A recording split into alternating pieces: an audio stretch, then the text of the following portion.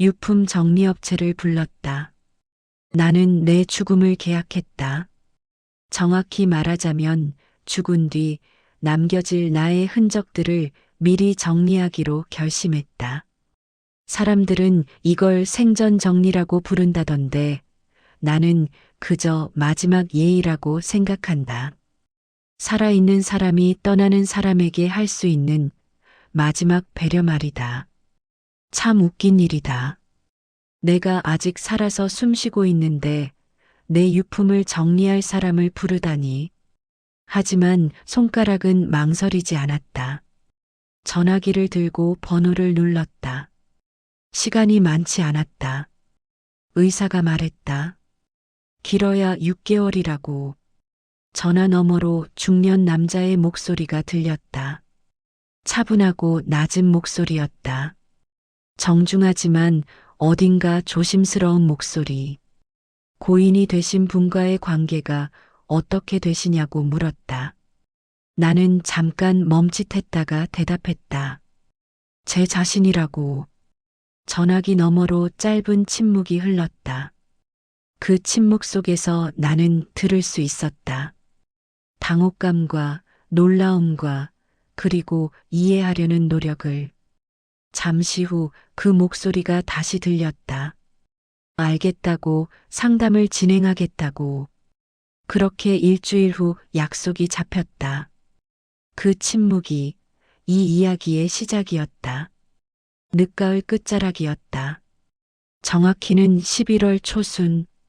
거실 통창 너머로 정원의 단풍나무들이 마지막 불꽃을 태우고 있었다.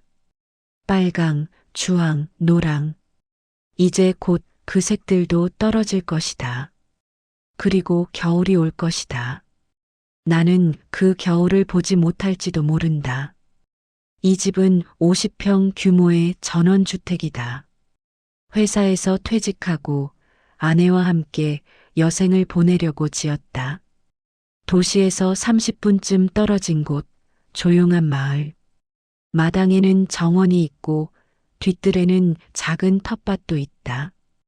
거실은 높은 천장에 통창이 있어서 햇빛이 가득 들어온다.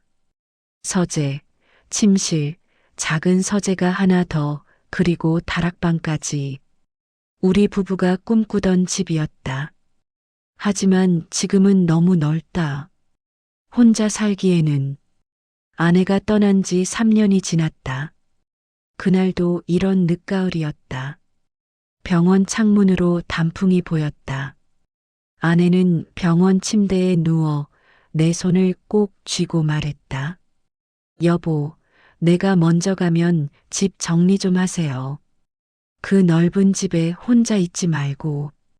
옷이고 뭐고 다 정리하고. 애들한테 짐 되지 말아요. 나는 억지로 웃으며 대답했다. 무슨 소리 하는 거요? 당신이 먼저 갈 리가 있어. 내가 먼저 간다고. 우리 결혼할 때 약속했잖소. 하지만 아내는 힘없이 웃었다. 세상 일이 우리 생각대로 되던가요? 라고 말했다. 그게 아내가 내게 한 마지막 말이었다. 아내의 말이 맞았다. 세상 일은 내 생각대로 되지 않았다. 아내는 먼저 갔고 나는 혼자 남았다. 이 넓은 집에서 아내가 떠나고 나서야 알았다. 혼자 산다는 게 외롭기보다는 조용하다는 걸. 침묵이 집을 가득 채운다는 걸. 모든 공간이 텅 비어 있다. 아침에 일어나도 아무도 없다. 2층 침실에서 1층 거실로 내려와도 아무도 없다. 넓은 부엌에서 혼자 밥을 짓고 긴 식탁에 혼자 앉아 먹는다. 예전에는 아내가 부엌에서 노래를 불렀다. 아침 햇살이 들어오는 부엌에서 프라이팬을 흔들며 옛날 가요를 흥얼거렸다. 거실에서는 아내가 소파에 앉아 뜨개질을 하거나 책을 읽었다. 정원에서는 아내가 꽃을 심고 물을 주었다. 그 소리들이, 그 모습들이 집을 채웠다. 이제는 내가 내는 소리만 집에 울린다. 발자국 소리, 혼자 하는 기침 소리, 그리고 정적. 그래서 라디오를 켰다. 라디오는 좋았다. 진행자가 청취자에게 말을 거는 것 같았다. 안녕하세요 라고 하면 나에게 하는 말 같았다. 오늘도 좋은 하루 되세요 라고 하면 나를 걱정해 주는 것 같았다. 낯선 사람들의 목소리가 이 넓은 집을 조금이나마 채워주었다. 그렇게 3년을 보냈다. 아들은 서울에서 광고회사를 다닌다. 부장이라고 했다. 바쁘다고 했다. 한 달에 한 번쯤 전화가 온다. 아버지 괜찮으세요? 나는 대답한다. 괜찮다고. 집도 잘 관리하고 있고 건강도 괜찮다고. 딸은 부산에 산다.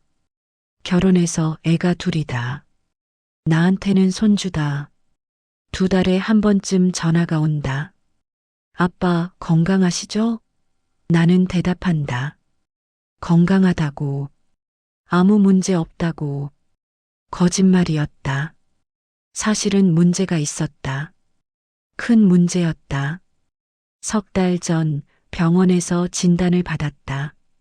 췌장암, 말기, 수술도 항암도 의미 없다고 했다. 그냥 통증 관리만 하면서 지내라고 했다. 시간이 얼마나 남았냐고 물었다. 의사는 조심스럽게 대답했다. 길어야 6개월이라고. 나는 아이들에게 말하지 않았다. 알면 걱정할 것이고 일을 그만두고 내려올지도 모른다. 나는 그걸 원하지 않았다. 아들은 이제 막 부장이 되었다. 딸은 아이들 키우느라 정신이 없다. 그들에게 늙은 아버지의 죽음으로 짐을 지우고 싶지 않았다. 그리고 무엇보다 나는 정리된 삶을 원했다. 평생 깔끔하게 살았다. 직장 생활도 그랬고 가정 생활도 그랬다.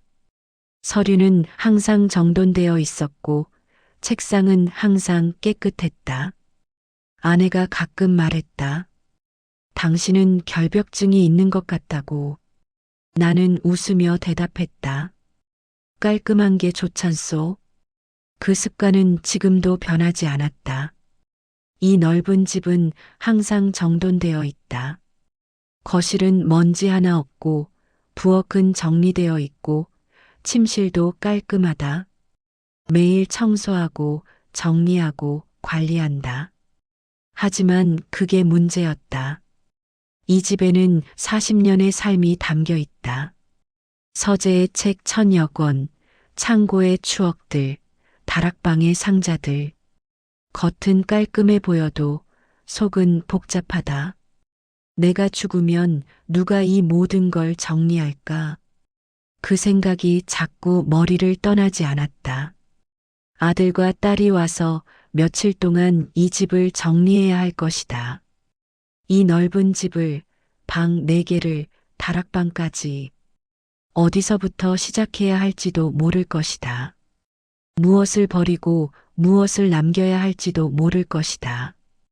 그들은 지칠 것이고 힘들어서 아버지를 원망할지도 모른다. 왜 이렇게 많은 걸 남겼냐고. 나는 그게 싫었다. 평생 깔끔하게 살았는데 죽어서까지 지저분한 짐을 남기고 싶지 않았다.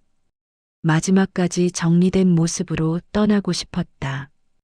그래서 결심했다. 내가 직접 정리하자고. 남은 시간 동안 내 손으로 내 삶을 정리하자고. 버릴 건 버리고 남길 건 남기고 물려줄 건 물려주자. 세상을 떠나기 전 할 수 있는 마지막 책임이라고 생각했다. 자식에게 물려줄 큰 재산은 없지만 적어도 깔끔하게 정리된 삶은 남길 수 있을 것 같았다. 인터넷을 검색했다. 생전 정리, 유품 정리. 그런 단어를 치니까 업체들이 나왔다. 후기를 읽어봤다. 친절하다, 꼼꼼하다, 신뢰할 수 있다. 그 중에서 가장 평이 좋은 곳을 골랐다. 그리고 전화를 걸었다. 손이 조금 떨렸다. 하지만 멈추지 않았다. 이건 필요한 일이었다. 남은 시간이 많지 않았다. 일주일 후 약속한 시간에 초인종이 울렸다. 나는 현관으로 나가 문을 열었다. 문 앞에 중년 남자가 서 있었다. 45쯤 되어 보였다. 키가 170cm쯤 되고 단단한 체구였다. 짙은 남색 작업복을 입고 있었고 큰 가방을 하나 메고 있었다. 관자놀이에 흰머리가 조금 섞여 있었다. 그는 정중하게 고개를 숙였다. 안녕하십니까? 라고 인사했다. 목소리는 전화에서 들었던 그 목소리였다. 차분하고 낮았다. 그리고 명함을 꺼내 두 손으로 건넸다. 나는 명함을 받아들었다. 강민수, 유품 정리 전문가, 경력 10년, 전화번호와 이메일이 적혀 있었다. 나도 고개를 숙이며 말했다. 나는 김철수라고 합니다. 들어오시죠. 강민수 씨는 신발을 벗고 조심스럽게 안으로 들어왔다. 현관에서 거실로 이어지는 복도를 지나며 그는 주위를 둘러봤다. 벽에 걸린 가족 사진들을 흘끗 보고 복도 끝에 통창을 보고 정원을 봤다. 거실은 넓었다. 천장이 높고 한쪽 벽 전체가 통창이었다. 통창 너머로 정원이 보였다. 단풍나무, 은행나무, 작은 연못.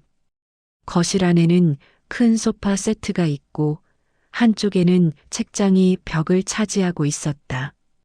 식탁은 6명이 앉을 수 있는 크기였다. 햇빛이 통창으로 가득 들어왔다. 민수 씨는 잠시 거실을 둘러보다가 말했다. 좋은 집이네요. 정원도 아름답고요. 나는 웃었다. 아내와 함께 지은 집입니다. 민수 씨는 고개를 끄덕였다. 정성이 많이 들어간 집이라는 게 보입니다. 앉으시죠. 나는 소파를 가리켰다.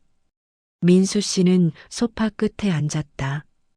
가방에서 수첩과 펜을 꺼냈다. 그의 손은 떨리지 않았다. 경험이 많은 사람의 손이었다. 나는 부엌으로 가서 차를 준비했다. 녹차를 우려서 2개의 찻잔에 따랐다. 쟁반에 올려 거실로 가져왔다. 민수 씨는 두 손으로 찻잔을 받으며 고맙다고 말했다. 우리는 잠시 말없이 차를 마셨다. 민수 씨가 먼저 입을 열었다. 전화로 말씀하신 내용이 맞습니까? 본인의 생전 정리를 원하신다고. 나는 찻잔을 내려놓고 고개를 끄덕였다. 그렇습니다. 나는 올해 73입니다. 그리고 시간이 많지 않습니다. 민수 씨는 조용히 나를 바라봤다. 그의 눈빛에서 이해가 보였다. 그는 알고 있었다. 내가 무슨 말을 하는지. 병이 있으신가요? 그가 조심스럽게 물었다. 나는 고개를 끄덕였다. 췌장암입니다. 말기. 길어야 6개월이라고 합니다. 민수 씨는 한참을 말이 없었다. 그리고 천천히 입을 열었다. 가족분들은 알고 계십니까? 나는 고개를 저었다. 아직 말하지 않았습니다. 아들은 서울에 있고 딸은 부산에 있습니다. 알면 걱정할 것 같아서요. 나중에 다 끝나고 말할 생각입니다. 민수 씨는 천천히 고개를 끄덕였다. 그리고 말했다. 알겠습니다. 도와드리겠습니다. 그 말이 간단했지만 무게가 있었다. 이 사람은 이해하고 있었다. 내가 무엇을 원하는지, 왜 이 일을 해야 하는지. 나는 집안을 둘러보며 말했다. 보시다시피 집이 넓습니다. 방도 많고 물건도 많습니다. 40년 동안 모은 것들이죠. 책, 옷, 추억들. 이 모든 걸 정리하고 싶습니다. 아이들에게 짐이 되지 않도록. 민수 씨는 수첩에 뭔가 적으며 말했다. 어디서부터 시작하시겠습니까? 나는 생각해 봤다. 서재부터 시작하면 어떨까요? 2층에 있는데 책이 제일 많습니다. 그게 시간이 제일 오래 걸릴 것 같습니다. 민수 씨는 고개를 끄덕이며 물었다. 일주일에 며칠 방문하면 될까요? 나는 대답했다. 일주일에 두세 번 정도면 어떨까요? 너무 자주 오시면 힘드실 테고, 나도 쉬는 시간이 필요할 것 같습니다. 민수 씨는 미소 지으며 말했다. 알겠습니다. 천천히 하시죠. 서두를 필요 없습니다. 그 말에 나는 마음이 조금 놓였다. 이 사람은 서두르지 않았다. 빨리 끝내려는 게 아니라 내 속도에 맞춰주려 했다. 그날 우리는 2시간쯤 이야기를 나눴다. 어떤 물건들을 어떻게 분류할지, 어떤 건 기증하고 어떤 건 버릴지. 민수 씨는 꼼꼼하게 물었고 나는 천천히 대답했다. 이야기를 나누는 동안 창밖으로 해가 기울었다. 정원의 단풍나무 그림자가 길어졌다. 민수 씨가 가방을 챙기며 일어섰다. 그럼 다음 주 화요일에 오겠습니다. 오후 2시에. 나는 고개를 끄덕였다. 그렇게 하시죠. 현관까지 배웅하며 나는 물었다. 민수 씨, 혹시 이런 경우를 많이 보셨습니까? 생전 정리를요. 민수 씨는 신발을 신으며 대답했다. 가끔 있습니다. 많지는 않지만 대부분 김철수 선생님처럼 가족에게 짐을 남기고 싶지 않은 분들이십니다. 그리고 조용히 덧붙였다. 모두 용감한 분들이셨습니다. 용감하다. 그 단어가 가슴에 와닿았다. 나는 용감한가? 죽음을 준비하는 게 용감한 일인가? 잘 모르겠다. 다만 필요한 일이라고 생각했을 뿐이다. 민수 씨가 떠나고 나는 혼자 남았다. 거실 소파에 앉아 정원을 바라봤다. 단풍나무 잎이 바람에 흔들렸다. 며칠 후면 다 떨어질 것이다. 나도 그 나무처럼 마지막 색깔을 보여주고 조용히 떠날 것이다. 그날부터 민수 씨가 일주일에 2번씩 왔다. 화요일 오후 2시, 금요일 오후 2시. 규칙적이었다. 나는 그 규칙이 좋았다. 삶에 리듬이 생겼다. 화요일이 오면 아침부터 집을 조금 치웠다. 민수 씨가 올 시간이 되면 차를 준비해 놓았다. 그게 나의 새로운 일과가 되었다. 첫 주는 2층 서재였다. 서재는 12평쯤 되는 방이었다. 한쪽 벽 전체가 책장으로 채워져 있고 다른 쪽에도 책장이 있었다. 창문은 크고 책상은 오래된 원목 책상이었다. 이 방에서 나는 책을 읽고 생각하고 글을 쓰며 퇴직 후 10년을 보냈다. 민수 씨는 서재 문을 열고 들어서서 한참 책들을 봤다. 책이 정말 많으시네요. 나는 웃었다. 1000권쯤 될 겁니다. 평생 모은 거죠. 젊었을 때는 소설을 많이 읽었고, 중년에는 역사책을, 퇴직 후에는 철학책을 읽었습니다. 우리는 책을 한 권씩 꺼내기 시작했다. 민수 씨가 책을 꺼내면 나는 그 책을 보고 결정했다. 이건 기증, 이건 버림, 이건 보관. 처음에는 쉬웠다. 별로 애착 없는 책들은 빨리 분류됐다. 하지만 점점 어려워졌다. 어떤 책들은 꺼내자마자 기억이 떠올랐다. 이 책은 30살 때 읽었습니다. 출장 가는 기차에서 읽었던 기억이 나네요. 민수 씨는 가만히 듣고 있었다. 그러면서도 손은 멈추지 않고 책을 정리했다. 민수 씨는 일을 하면서도 가끔 책 제목을 읽었다. 그리고 물었다. 이 책 재미있었나요? 이 저자 다른 책도 있으신가요? 그런 질문들이 단순한 호기심이 아니라는 걸 알 수 있었다. 그는 정말로 관심이 있었다. 책에도, 그리고 내 이야기에도. 이틀째 되는 날 민수 씨가 낡은 시집을 꺼냈다. 표지가 바래고 모서리가 달았다. 윤동주 시집이었다. 나는 그 책을 받아들었다. 한참 만지작거렸다. 이건 집사람 책입니다.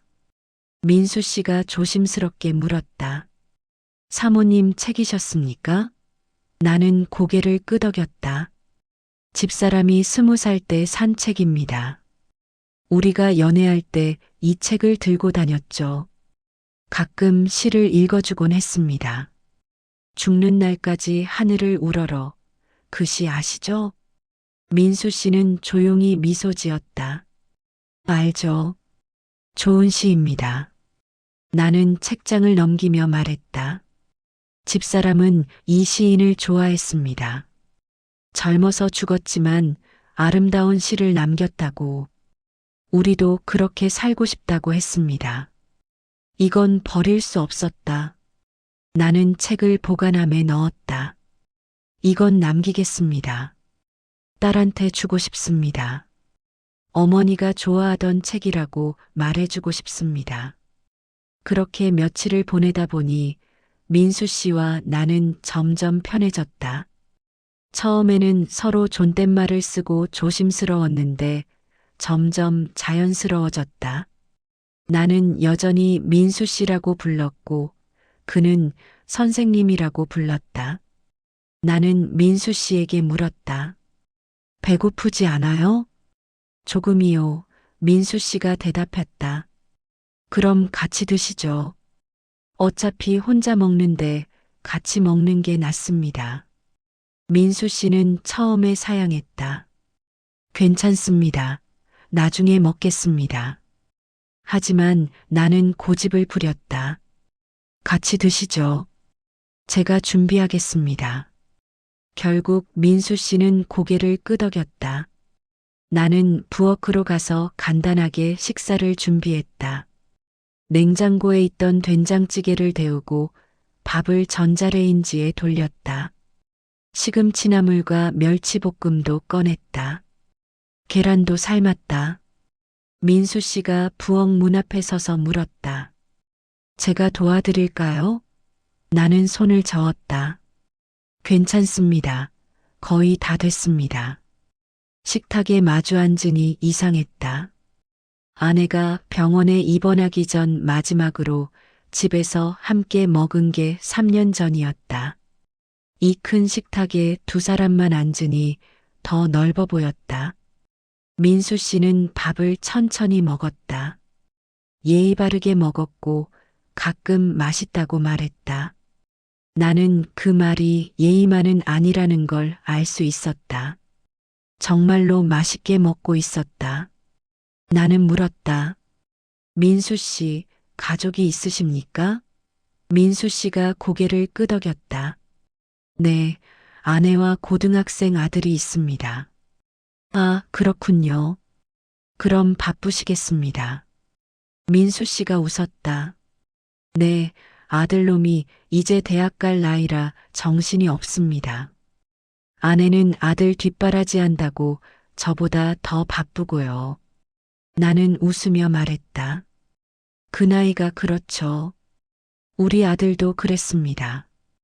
밥을 먹으며 우리는 조금씩 이야기를 나눴다. 민수 씨는 젊었을 때 건축 현장에서 일했다고 했다. 10년 전쯤 아버지가 돌아가시면서 유품을 정리하다가 이 일에 관심을 갖게 되었다고 했다. 그래서 관련 교육을 받고 이 일을 시작했다고. 나는 물었다. 이 일이 힘들지 않습니까? 민수 씨는 숟가락을 내려놓고 잠시 생각했다. 그리고 대답했다. 힘들 때도 있습니다. 특히 처음엔 그랬습니다. 하지만 지금은 보람이 있습니다. 누군가의 삶을 정리하면서 그 사람의 이야기를 듣게 됩니다. 그 이야기들이 소중합니다. 나는 천천히 고개를 끄덕였다. 민수 씨는 알고 있었다. 이 일이 단순히 물건을 치우는 게 아니라는 걸, 사람의 삶을 존중하는 일이라는 걸. 민수 씨가 조심스럽게 물었다. 선생님, 아프지는 않으십니까? 통증은요? 나는 잠시 망설이다가 대답했다. 가끔 아픕니다. 하지만 견딜만 합니다. 약을 먹으면 괜찮아집니다. 민수 씨는 걱정스러운 표정을 지었다. 힘드시면 언제든 말씀하십시오. 일정을 조정할 수 있습니다. 나는 고개를 저었다. 괜찮습니다. 오히려 이렇게 일정이 있는 게 좋습니다. 목표가 생기니까요. 식사를 마치고 설거지를 하려는데 민수 씨가 말했다. 제가 하겠습니다. 나는 손을 저었지만 민수 씨는 이미 부엌으로 들어가고 있었다. 나는 그냥 두었다. 부엌에서 설거지하는 소리를 들으며 거실에 앉아 있었다. 물소리, 그릇 부딪히는 소리. 그 소리가 나쁘지 않았다. 이 넓은 집에 사람의 소리가 있다는 게. 둘째 주에는 침실을 정리했다. 침실은 더 어려웠다. 서재의 책들은 그래도 객관적으로 판단할 수 있었다. 하지만 침실의 물건들은 모두 개인적이었다. 아내와 나의 흔적들이었다. 2층 안방은 넓었다. 킹사이즈 침대, 드레스룸, 화장대. 창문으로 정원이 내려다 보였다. 아내가 좋아하던 전망이었다. 아침에 일어나면 제일 먼저 창문을 열고 정원을 보곤 했다. 드레스룸 문을 열자 아내의 옷들이 그대로 걸려 있었다. 3년이 지났지만 나는 아내의 옷을 치울 수가 없었다. 가끔 드레스룸에 들어가서 그 옷들을 만지곤 했다. 손가락으로 천을 쓰다듬으면 아내가 떠올랐다. 그 옷을 입고 정원을 거닐던 모습, 교회에 가던 모습, 손주들 보러 가던 모습. 민수 씨는 드레스룸 앞에 서서 말없이 옷들을 바라봤다. 한참 후에 조심스럽게 물었다. 이 옷들은 어떻게 하시겠습니까? 나는 한참을 말없이 옷들을 바라보았다. 결정하기가 쉽지 않았다. 버리자니 아내를 버리는 것 같고 남기자니 의미가 없었다. 아내는 이미 없었다. 이 옷들을 입을 사람은 없었다. 나는 천천히 말했다. 기증하겠습니다. 누군가 입으면 좋겠습니다. 그냥 버리는 것보다는 그게 집사람도 원했을 것 같습니다. 민수 씨는 옷을 하나씩 꺼내며 정리했다. 조심스럽게 마치 귀한 물건을 다루듯이 코트, 블라우스, 치마, 원피스 하나씩 비닐 봉투에 담았다. 그러다 연한 하늘색 가디건을 꺼냈을 때 나는 그의 손을 멈추게 했다. 잠깐, 그건 남겨두시죠. 민수 씨가 물었다. 이건 남기시는 겁니까? 나는 고개를 끄덕였다. 집사람이 제일 좋아하던 옷입니다. 봄에 입고 정원을 거닐곤 했습니다. 사람들이 예쁘다고 했습니다. 저도 그렇게 생각했고요. 민수 씨는 가디건을 펼쳐봤다. 그리고 말했다. 정말 예쁜 색이네요. 사모님께 잘 어울렸겠습니다. 나는 웃었다. 그랬습니다. 집사람은 예뻤습니다. 마지막까지도. 민수 씨는 가디건을 조심스럽게 다시 옷장에 걸었다. 그리고 나머지 옷들을 계속 정리했다. 나는 옆에 앉아서 지켜봤다. 가끔 옷을 보며 이야기를 했다. 이 코트는 집사람이 40살 때 산 겁니다. 백화점 세일할 때 샀는데 아주 좋아했습니다. 이 스카프는 제가 선물한 겁니다. 결혼 30주년 때 민수 씨는 들으며 고개를 끄덕였다. 그리고 작은 수첩에 메모를 했다. 왜 적으십니까? 내가 물었다. 민수 씨가 대답했다. 나중에 기증할 때 함께 전달하려고요. 이 옷들에도 이야기가 있다는 걸 알려주고 싶어서요. 누가 입든 이 옷을 사랑했던 사람이 있었다는 걸. 그 말에 나는 또 뭉클해졌다. 이 사람은 정말 특별했다. 단순히 일로만 생각하지 않았다. 물건 하나하나를 존중했다. 셋째 주에는 다락방을 정리했다. 다락방은 3층에 있었다. 좁은 계단을 올라가면 작은 공간이 나왔다. 천장이 낮고 창문은 작았다. 하지만 이곳에는 40년의 추억이 쌓여 있었다. 민수 씨와 나는 천천히 계단을 올라갔다. 내 무릎이 좋지 않아서 중간에 한번 쉬어야 했다. 민수 씨는 내 팔을 살며시 잡아주었다. 괜찮으십니까? 나는 고개를 끄덕였다. 괜찮습니다. 천천히 가면 됩니다. 다락방 문을 열자 오래된 냄새가 났다. 먼지와 종이와 세월의 냄새. 다락방에는 상자들이 쌓여 있었다. 크고 작은 상자들. 각 상자마다 매직으로 글씨가 적혀 있었다.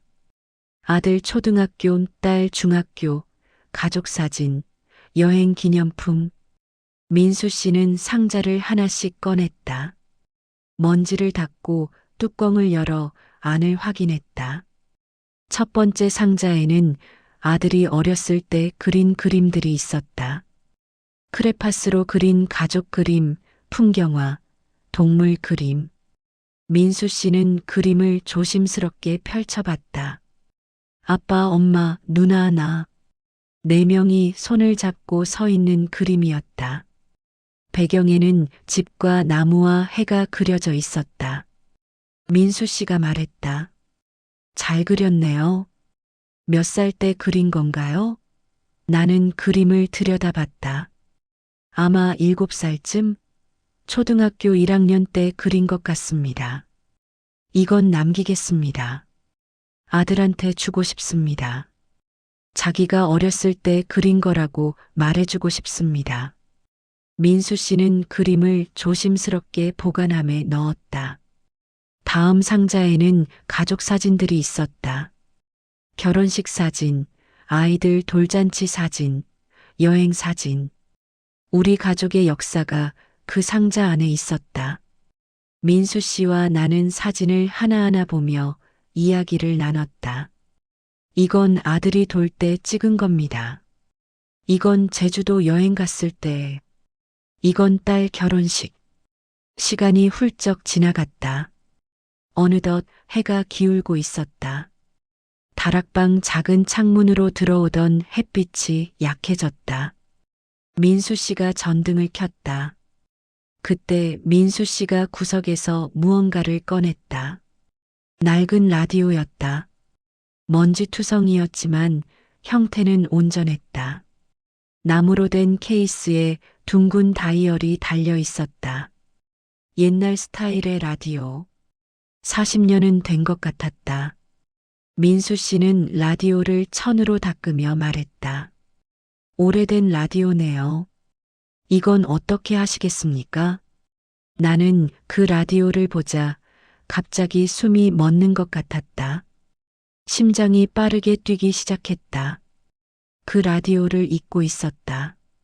아니, 잊으려고 했었다. 기억하기 싫었던 것이다. 나는 한참을 말없이 라디오를 바라봤다. 손이 떨렸다. 민수 씨가 알아차리고 물었다. 선생님, 괜찮으십니까? 나는 정신을 차리고 손을 내밀었다. 그거 이리 주시겠습니까? 민수 씨는 라디오를 내게 건넸다. 나는 라디오를 받아들고 한참을 만지작거렸다. 손가락으로 다이얼을 돌려봤다. 움직이지 않았다. 케이스를 쓰다듬었다. 나무 표면이 매끄러웠다. 아내가 자주 닦았기 때문이었다. 민수 씨는 내 옆에 조용히 앉았다. 아무 말도 하지 않았다. 그냥 기다려 주었다. 한참 후에 나는 입을 열었다. 이건 집사람 라디오입니다. 집사람이 매일 들었던 라디오입니다. 우리 결혼하고 처음 산 가전제품이었습니다. 그때는 돈이 없었습니다. 텔레비전은 살 수 없었고 라디오만 샀습니다. 집사람은 이 라디오를 아주 좋아했습니다. 아침부터 저녁까지 켜놓고 들었습니다. 요리하면서, 빨래하면서, 정원 가꾸면서, 라디오에서 나오는 음악과 이야기를 들으며 하루를 보냈습니다. 나는 말을 잠시 멈췄다. 목이 메었다. 그리고 이어갔다. 집사람이 병원에 입원했을 때 이 라디오를 가져다 달라고 했습니다. 집에서 듣던 프로그램을 병원에서도 듣고 싶다고. 그래서 가져다 줬습니다. 집사람은 병원 침대 옆 탁자에 라디오를 놓고 매일 저녁 틀었습니다. 뉴스를 듣고 음악을 듣고 라디오 DJ의 이야기를 들었습니다. 어느 날 집사람이 말했습니다. 여보, 이 라디오에 내 목소리 좀 녹음해줘요. 나는 의아했습니다. 왜 그러냐고 물었습니다. 집사람은 조용히 말했습니다. 당신이 외로울 때 들으라고. 나는 그제야 알았습니다. 집사람이 자기가 곧 죽을 거라는 걸 알고 있다는 걸. 나는 황급히 말했습니다. 무슨 소리 하는 거냐고. 괜찮을 거라고. 곧 퇴원할 거라고. 하지만 집사람은 그냥 웃었습니다.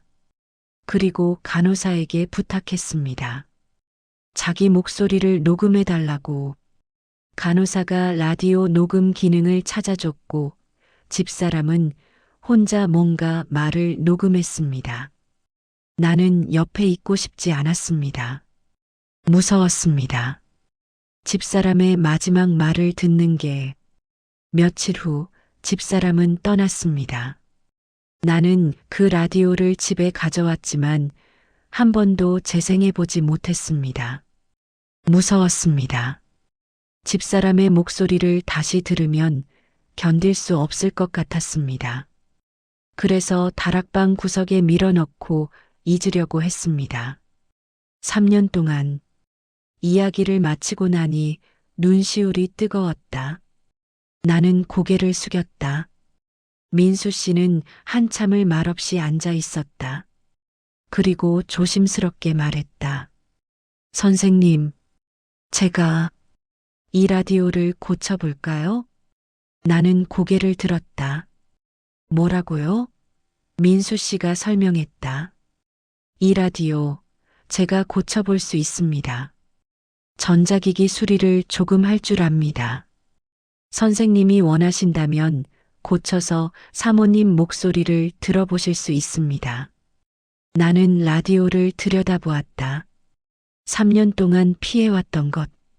하지만 이제는 들을 준비가 된 것 같았다. 남은 시간이 많지 않았다. 떠나기 전에 아내의 마지막 말을 들어야 할 것 같았다. 나는 천천히 고개를 끄덕였다. 그래요, 고쳐주시겠습니까? 민수 씨는 다음 날 공구 가방을 들고 왔다. 드라이버, 펜치, 납땜 인두, 작은 부품들이 든 상자. 그는 1층 거실 식탁에 라디오를 놓고 조심스럽게 분해하기 시작했다. 나는 소파에 앉아 지켜봤다. 뒷면 나사를 풀고 케이스를 열자 안쪽이 보였다. 낡은 배선, 먼지 쌓인 회로판, 녹슨 부품들. 민수 씨는 면봉과 알코올로 조심스럽게 안을 청소했다. 그리고 부품을 하나씩 점검했다. 손놀림이 능숙했다. 집중할 때의 그의 얼굴은 진지했다. 선생님, 이 저항이 타버렸네요. 민수 씨가 말했다. 새 걸로 교체해야 합니다. 가져온 부품이 있습니다. 그는 가방에서 작은 부품을 꺼내 교체했다. 납땜 인두로 조심스럽게 부품을 붙였다. 1시간 반쯤 지났을까? 민수 씨가 배선을 다시 연결하고 케이스를 닫았다. 그리고 전원 코드를 꽂았다. 한번 켜볼까요? 나는 긴장했다. 심장이 빠르게 뛰었다. 손바닥에 땀이 났다. 고개를 끄덕였다. 민수 씨가 전원 스위치를 올렸다. 잠깐 아무 일도 없었다. 그리고 갑자기 라디오에서 불빛이 들어왔다. 다이얼 뒤에 작은 램프가 노랗게 빛났다. 작동합니다. 민수 씨가 작게 웃으며 말했다. 이제 녹음된 내용을 찾아볼게요. 민수 씨는 다이얼을 조심스럽게 돌렸다. 잡음이 났다. 지직지직. 그리고 주파수를 맞추더니 녹음 재생 버튼을 찾았다. 옆면에 작은 버튼이 있었다. 준비되셨습니까? 민수 씨가 물었다. 나는 숨을 깊이 들이마셨다. 손이 떨렸다. 하지만 고개를 끄덕였다. 괜찮습니다. 민수 씨가 버튼을 눌렀다. 처음엔 잡음만 들렸다. 지직, 지직. 그리고 조금씩, 아주 조금씩 목소리가 들리기 시작했다. 아내의 목소리였다. 약하고 떨리는 하지만 분명한 아내의 목소리. 여보, 당신 잘 지내고 있나요? 가슴이 무너지는 것 같았다. 3년 만에 듣는 아내의 목소리. 아내가 떠나기 며칠 전 병원 침대에서 녹음한 목소리. 나는 먼저 가서 미안해요. 하지만 당신은 괜찮을 거예요. 당신은 강한 사람이니까요. 평생 우리 가족을 지켜준 사람이니까요. 다만 가끔, 아주 가끔 외로울 때 이 목소리를 들어줘요. 내가 옆에 있다고 생각하고 나는 떠났지만 당신 마음속에는 항상 있을 거예요. 아직도 당신을 사랑한다고 말하고 싶었어요. 결혼한 지 45년이 지났지만 처음 만났을 때처럼 당신을 사랑해요. 고마웠어요, 여보. 정말 행복했어요. 그리고 아이들한테 전해줘요. 엄마는 행복했다고. 후회 없이 살았다고. 아들아, 딸아, 사랑한다. 엄마가 항상 지켜볼게. 여보, 너무 슬퍼하지 말아요. 나는 괜찮아요. 편안해요. 당신도 행복하게 지내요. 언젠가 아주 먼 훗날 우리 다시 만나요. 그때까지 건강하게 지내요. 사랑해요, 여보. 정말로. 목소리가 끝나고 다시 잡음만 남았다. 나는 그제야 내 뺨이 젖어 있다는 걸 느꼈다. 눈물이 흘러내리고 있었다. 3년 동안 한 번도 제대로 울지 못했는데 그날 처음으로 울었다. 소리내어 울었다. 가슴 깊은 곳에서 울음이 터져 나왔다. 민수 씨는 조용히 옆에 앉아서 아무 말도 하지 않았다. 그저 내 옆에 있어 주었다. 손수건을 꺼내 조용히 내게 건넸다. 한참이 지나고 나서야 나는 울음을 멈출 수 있었다. 고맙습니다. 이 소리를 다시 듣게 될 줄 몰랐습니다. 목소리가 떨렸다. 민수 씨가 조용히 말했다. 선생님, 사모님은 선생님이 행복하길 바라셨을 겁니다. 나는 천천히 고개를 끄덕였다. 알아요. 알지요. 하지만 혼자 행복하기가 어렵더군요. 민수 씨는 잠시 생각하다가 말했다. 혼자라서 외로운 게 아니라 함께했던 기억이 많아서 외로운 겁니다. 하지만 그 기억들이 선생님을 지탱해주고 있습니다. 사모님은 떠났지만 선생님 안에 살아계십니다. 그 말에 나는 민수 씨를 바라보았다. 이 사람은 중년이지만 많은 걸 알고 있었다. 삶과 죽음에 대해, 남겨진 사람의 마음에 대해. 그날 밤 나는 오랜만에 편안하게 잠들었다. 라디오를 침대 옆에 두고 가끔 아내의 목소리를 들으며 이상했다. 목소리를 듣기 전에는 두려웠는데 듣고 나니 오히려 마음이 편해졌다. 아내가 정말로 떠난 게 아니라 다른 방식으로 여전히 내 곁에 있다는 걸 느꼈다. 다음 날 민수 씨가 왔을 때 나는 그에게 차를 대접했다. 우리는 거실에 앉아 차를 마시며 이야기를 나눴다. 민수 씨가 물었다. 선생님, 죽음이 무섭지 않으십니까? 나는 찻잔을 내려놓고 창밖을 바라보았다. 정원의 단풍나무 잎이 거의 다 떨어져 있었다. 까지만 앙상하게 남았다. 하지만 나는 알고 있었다. 봄이 오면 그 나무는 다시 푸르러질 거라는 걸. 무섭습니다. 솔직히 말하면 무섭습니다. 하지만 더 무서운 건 남은 사람들에게 짐이 되는 겁니다. 아이들이 내 물건들을 정리하면서 울고 힘들어하는 모습을 상상하면 그게 더 견디기 어렵습니다. 그래서 내가 미리 정리하는 겁니다. 이건 내가 줄 수 있는 마지막 선물이라고 생각합니다. 민수 씨는 고개를 끄덕이며 말했다. 선생님은 용감하십니다. 나는 웃었다. 용감한 게 아닙니다. 그저 깔끔하고 싶을 뿐입니다. 평생 그렇게 살았으니까요. 민수 씨가 조용히 말했다. 그것도 용기입니다. 자기 삶을 정리할 수 있다는 건. 우리는 한참을 말없이 앉아 있었다. 편안한 침묵이었다. 창밖으로 겨울 햇살이 들어왔다. 따뜻했다. 넷째 주가 되었다. 정리할 것들이 점점 줄어들고 있었다.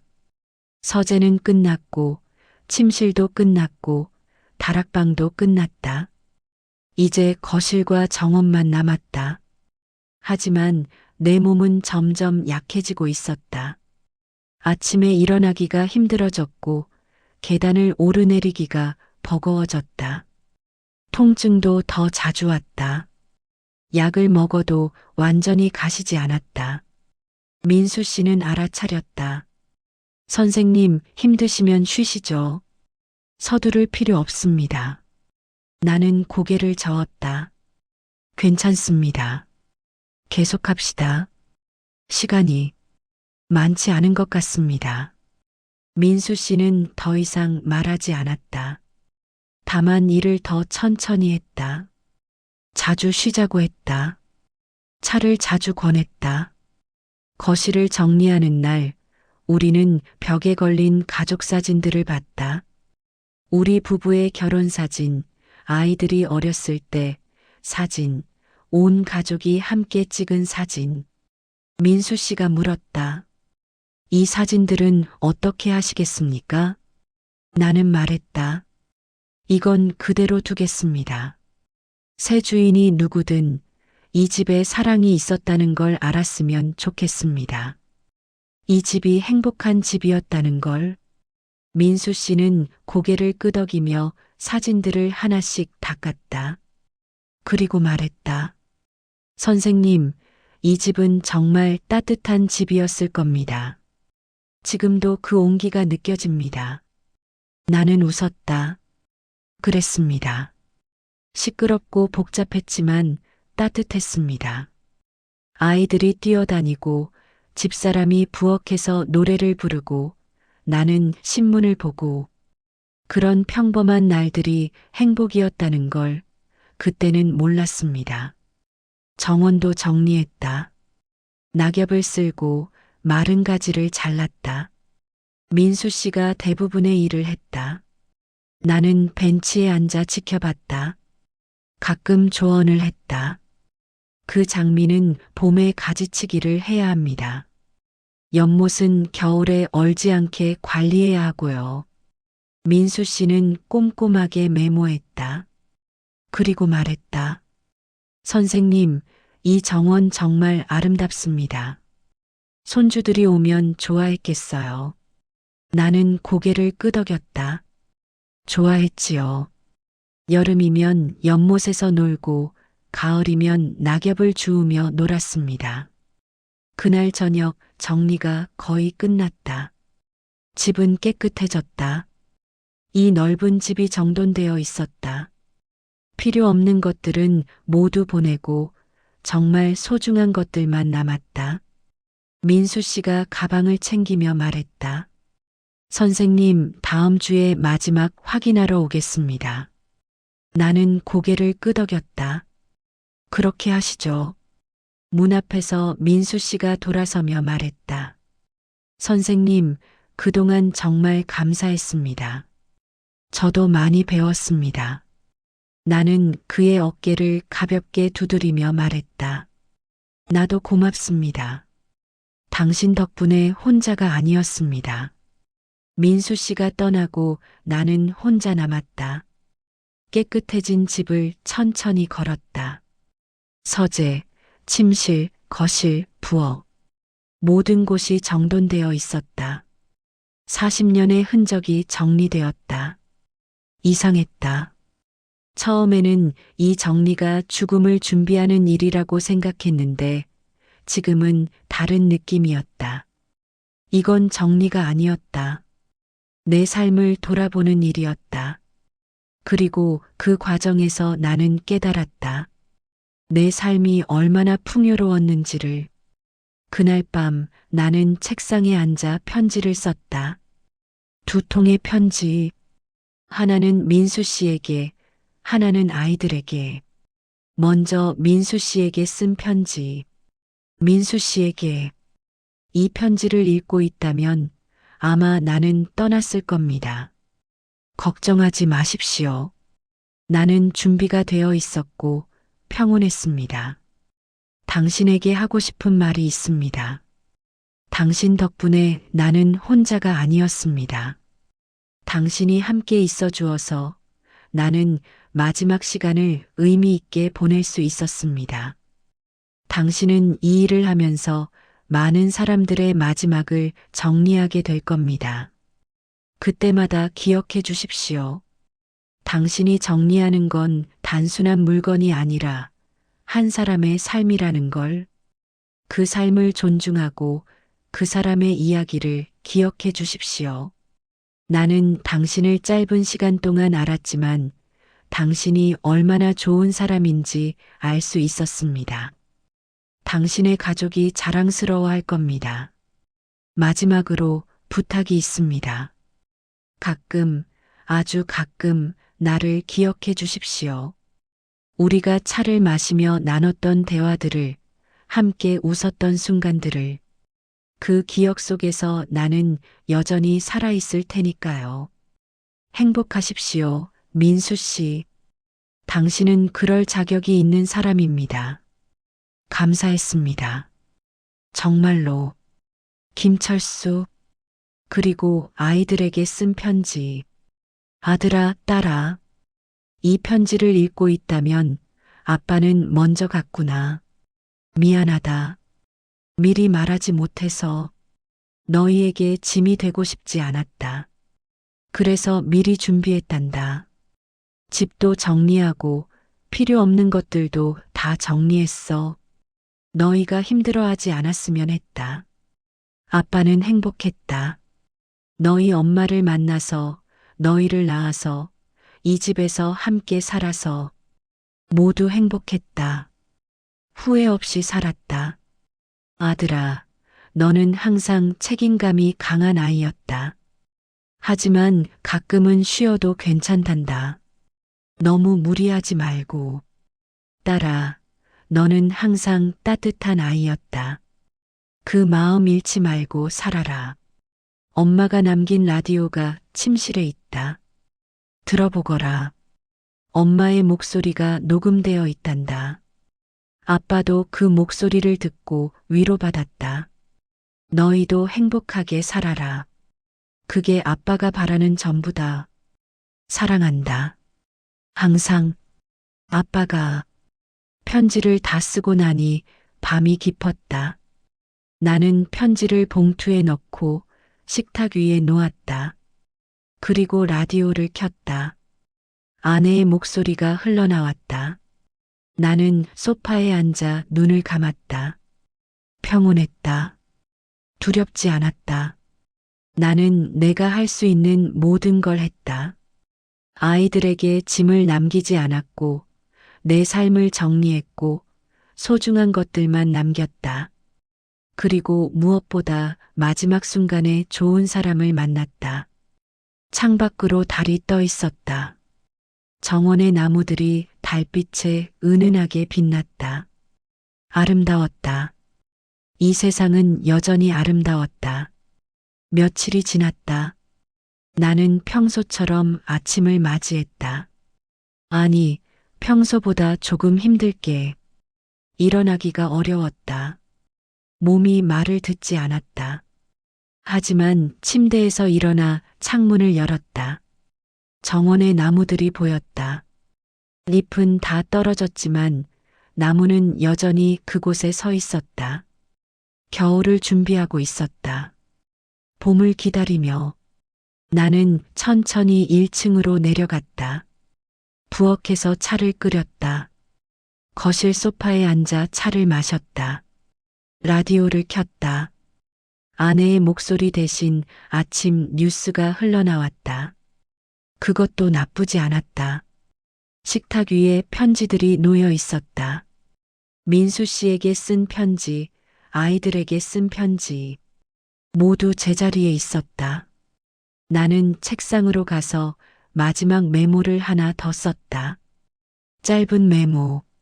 민수 씨에게 고마웠습니다.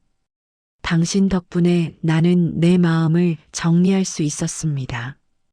김철수. 메모를 식탁 위에 놓았다. 그리고 거실을 천천히 둘러봤다.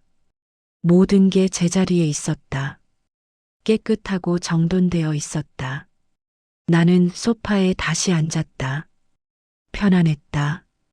정원을 바라보며 생각했다. 나는 좋은 삶을 살았다. 사랑하는 사람과 함께했고, 아이들을 키웠고, 이 아름다운 집에서 살았다. 그리고 마지막에는 좋은 사람을 만나 내 삶을 정리할 수 있었다. 후회는 없었다. 아쉬움은 조금 있었다. 손주들이 더 크는 걸 보고 싶었고, 봄에 정원이 다시 푸르러지는 걸 보고 싶었다. 하지만 괜찮았다. 나는 충분히 봤다. 충분히 살았다. 눈이 무거워졌다. 나는 눈을 감았다. 아내의 목소리가 들리는 것 같았다. 여보, 이리 와요. 나는 미소 지었다. 알겠소. 지금 갑니다. 당신의 삶에는 어떤 이야기가 남아 있나요? 당신은 누구에게 어떻게 기억되고 싶나요? 오늘, 지금, 이 순간부터 당신의 이야기를 써내려 가세요. 그리고 언젠가 당신도 아름다운 마무리를 할 수 있기를. 이것은 죽음에 관한 이야기가 아니었습니다. 삶에 관한 이야기였습니다. 그리고 존엄에 관한 이야기였습니다. 끝까지 들어주셔서 감사합니다.